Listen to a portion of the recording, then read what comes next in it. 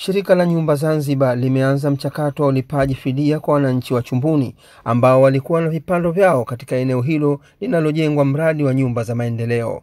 Akizungumza katika kikao cha uhakiki na maelekezo kwa wahusika, mkurugenzi mkuu wa shirika hilo ndugu Sultan Said Suleiman amewahakikishia kuwa hakuna mwananchi atakayedhulumiwa na kwamba malipo hayo yataanza kulipwa mara moja. Aidha, amewataka wale ambao hawajakamilisha taratibu za kulipwa ikiwemo kufungua akaunti kufanya hivyo mara moja ili waweze kuingiziwa fedha zao. Kwa hapa kwa ajili ya kuhakiki watu ambao walikuwa na vipando vyao katika ile eneo ambalo tunakwenda kujenga nyumba 1000 tukianza na nyumba 1000 fezi ya kwanza.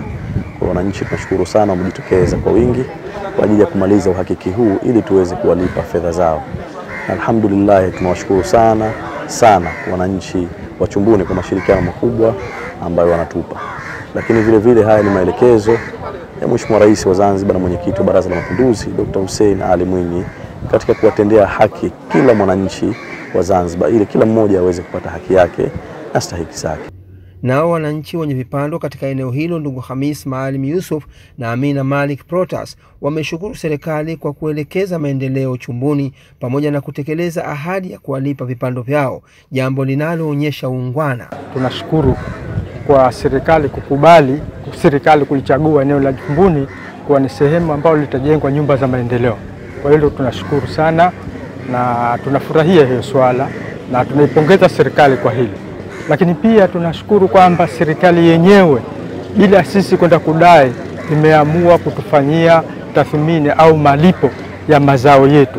Kwa kweli hili swala limetupa mwamko na msisimko, lakini pia kuipenda serikali yetu kwa lile jambo ambalo lilikuwa wao wenyewe kama serikali ndio imeanza, sio sisi ndio tulioanza kwamba serikali kuna mazao yetu kuna nini.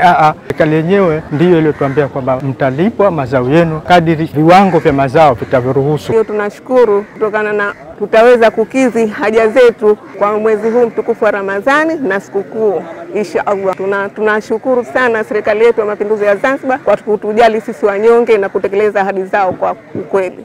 Kwa upande wake, mkuu wa kituo cha JKU eneo la Chumbuni Kapteni Suleiman Ali Mzee ametoa wito kwa wananchi hao kutoendelea tena na shughuli za kilimo katika eneo hilo mara baada ya kulipa kwa fidia zao ili kuepusha migogoro. Kwa hivyo tunashukuru kwa swala ambalo tulikuwa tunalisubiri kwa siku nyingi, lakini leo tumelipatia ufumbuzi. Na vile vile napenda kueleza kwamba kwa wananchi wale ambao walikuwa wanalima kwa hivi sasa wakisha kulipwa eneo waliachie ili kujenga nyumba zetu za maendeleo, na wana JKU wao watakuwa ni walinzi wa eneo lenyewe. Nikiripoti mimi ni Amur Musa.